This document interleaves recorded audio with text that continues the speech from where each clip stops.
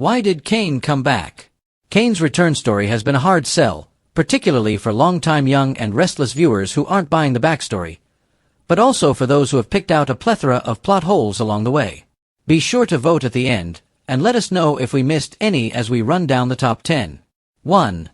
From Grifter to Greatness.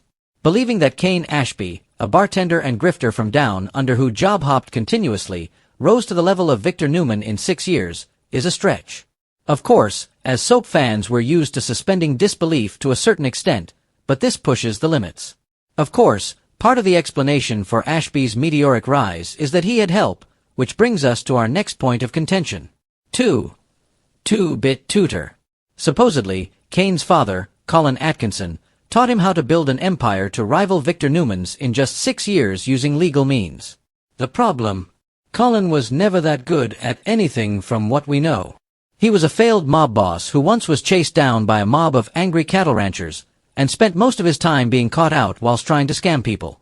To suggest that Colin possessed this untapped font of knowledge and never bothered to use it to enrich himself is approaching the impossible.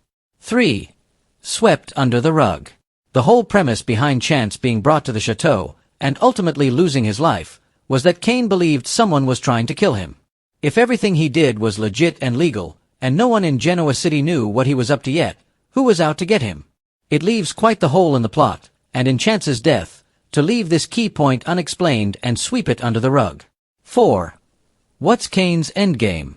We can understand Cain wanting to take Chancellor back from Victor and give it to Lily after the way she was duped out of the CEO position there and told she belonged at Winters, but why does he need to have Jabot, Newman Enterprises, and all of the real estate in Genoa City? We have no inkling of his true motives, and as time drags on, we care less and less about this latest business story. 5. Woefully unprepared.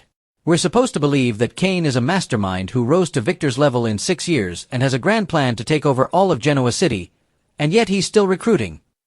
Instead of executing a cunning scheme with pre-planning and precision, everything's hinging on him taking chances on the likes of Phyllis and Billy.